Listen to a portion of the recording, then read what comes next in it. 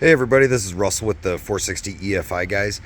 I'm on the forums a bunch and I see a lot of guys asking like, hey, I'm going to build this engine and what do I need to watch out for? What do I need to look out for? So I'm going to go over a few details on the cylinder heads because I've seen a lot of machinists do us wrong and also a lot of customers wrong. So I'm going to go over a few things. I just got these back from our machinist. He is phenomenal. This guy is not cheap, but he is well worth the money. But anyways, we actually shaved 15 thousandths off of these cylinder heads, and then we're also going in with a Cometic head gasket.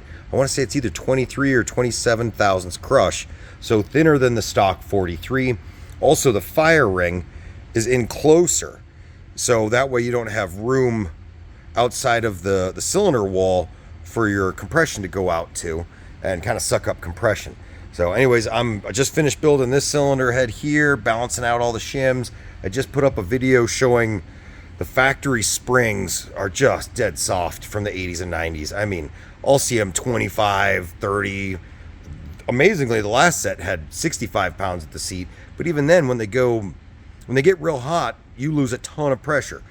And that just floats the valves. It doesn't close the valve springs. And that's where your efficiency, your gas mileage, your horsepower, everything's just going out the tailpipe. And everybody's wondering, why does this 460 not haul a trailer or run up a hill like it should? So we actually partnered up with Howard's to get a really good set of springs, locks, and retainers. Not only are we just right out of the box, even unshimmed, getting optimal spring pressure or really close to it, but this setup here, we went through a ton of them, actually buys us more room. So this is where a lot of machinists will do you wrong. They're like, oh yeah, your springs are fine. You can put a bigger cam in. However, the issue is, even if those springs don't coil bind, the space between the valve seal and the retainer from the factory, the F3 heads only had, I want to say it was 486, sometimes down lower than that, on the intake valve and like 515 on the exhaust valve. So these actually jump you up quite a bit. Let me grab some calipers here. This is something you always want to check. Is just put the lock and retainer on without the spring, and then you want to hold this up and tap to set that in there, because you'll actually get another 5-6 thousandths a lot of times. So this one, I'm sorry, I'm just doing this one-handed, so I can't. Yep, here we go. Yep, that, or just pull up on it real hard and kind of rotate. And then get in there and measure your room between your valve seal and your retainer. So as you can see here, this one, we've got about 605 thousandths on the exhaust, and the intake's going to be a little bit less. So these are F3 cylinder heads, as you can see. They started these in 93, ran them to 97. They also have the 3 ribs down the front. The E7 heads, there was some variation with those. Those are only going to have 2 ribs, and over here, they're going to say E7 instead of the F3. So the very early ones, they ran a couple of different cams. In the 90s, they were usually 474 lift. They retarded them they thought making emissions better really didn't help. We'll advance our cams, put even our stage 3 cam, our stage 2 cam, that'll pass emissions just fine. It'll make a ton more power. I mean, substantially. But anyways, so the E7 cylinder heads typically have a little bit less room. If you have the umbrella valve seal, those are the ones you really got to watch out for. You need to measure those. If some of those E7 heads, like in 88, the first part of 89, they ran like a 427 lift cam. So you want to measure that, and every once in a while you got to pull the heads and have the valve guide on the outer part cut down.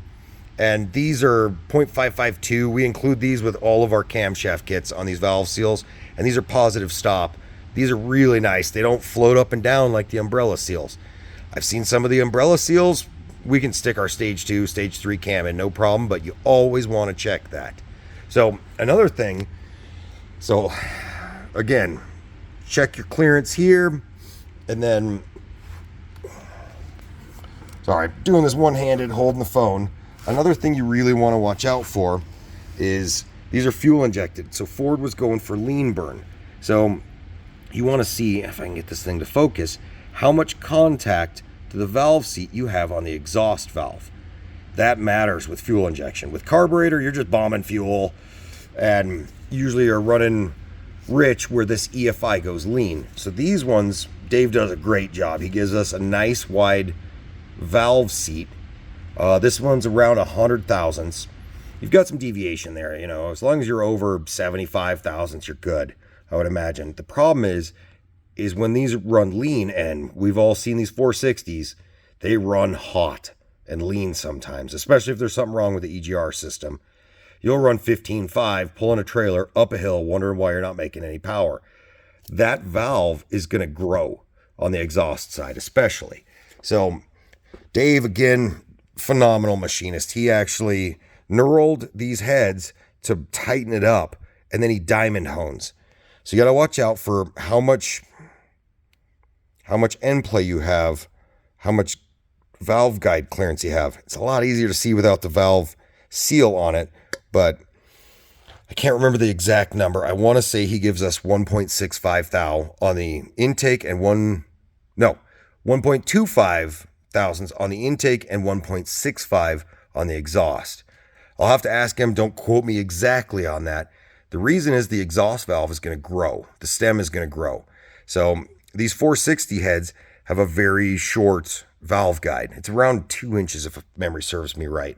So anytime we do a roller cam, we do a bronze manganese valve guide so that it has, you know, you're not going to stick those as long as the machine work's done right. And never trust right out of the box stuff. We always end up having to take the Edelbrock heads in because we've stuck valves right out of the box in the first 5 minutes.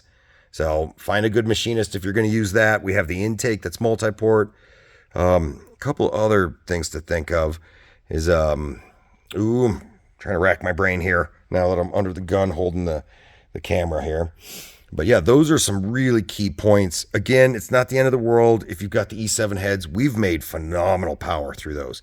God, I think we jumped 130 horse and hit 520 foot-pounds to the rear wheels with E7 cylinder heads. They're not junk. The F3s, you're going to make better horsepower and a little bit better foot-pounds of torque. We're excited to try out the Beauport cylinder heads, or Beauport. I've got a set of those waiting to go in. But yeah, I'm finishing up these valve springs, and we did our stage 1 cam in this truck, and we're going to use, this will be our second time. We've got Harlan Sharp roller rockers that are 1.8 ratio. So it's going to kick that stage 1 cam up to the stage 3 cam. We're going to set his intake center line at about 106, maybe 105.5, depending on where the chain comes in. I always like to degree them in. We set them at 108. We have Howard's cut them that intake center line because that is a proven, it's going to work. If you can't degree it in, I don't have to worry about you having a problem with where your intake center line and a little bit of deviation is going to come in at. But again, it's worth degreeing cams, set them at 106, advance that thing too. Every once in a while, I'll see the deviations between the Woodruff key and the chain and the cam stack up and throw it out 2 or 3 degrees. So I like to degree them. But if you can't go nose or, dot to dot or give it an extra 2 degrees of advance, I know Dave, he degrees a lot of stuff at 100, 102 intake center line, but 106 works really good for us. Makes great power. Torque curve like a brick, just shoots up flat across the whole RPM range. But yeah, this is something to really watch out for. The 525, 535 lift cams, they're great. However, you got to make sure you have enough room. The factory locks and retainers will not give you enough room. The biggest cam you can run with the factory springs, locks, and retainers is about 480 on the intake, and I want to say it's around 510, 515. But again, there's deviation. Our springs, locks, and retainers are going to jump them up, give you a lot more room. Even if you don't shim your valve springs, you're going to have, at the worst, 85 pounds at the seat. And compared to what you have now, that is phenomenal because you're lucky to have 65 pounds cold. And then once that valve spring gets hot, I've seen them drop so low that it wouldn't even lift our valve spring seat pressure tester on the engine. I mean, it just burp, burp, burp, burp, started walking back up. And God, that thing, it'd run great when it was, or decent when it was cold, but when it got hot, it wouldn't run worth a darn. Backfiring and spluttering, all kinds of problems. But yeah, definitely watch out for how much room you've got between your valve seal and your guide. Make sure that that cylinder, that the valves don't have a ton of slop, because you can stick valves if there's a ton of slop between the valve and the valve guide.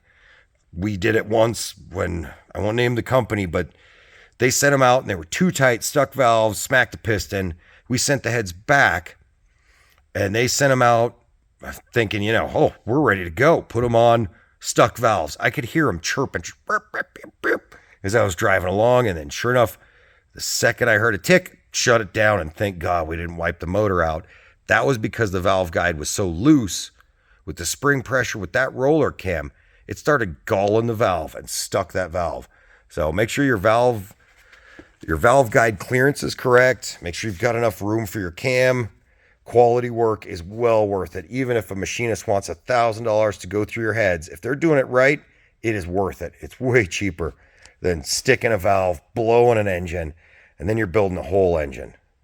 So yeah, some really good notes. If you have any questions that we're not answering, we're going to keep pumping out videos, walking everybody through how we build these engines. I don't believe in keeping secrets. Whatever advances the 460 and the EFI community, I'm all about it. All of these details apply to the other engines also. The 302s, the 351s, the 49s. It's, motors are motors. So, but yeah, feel free to reach out with any questions you have, and we'll keep pumping out videos and answering questions as we can.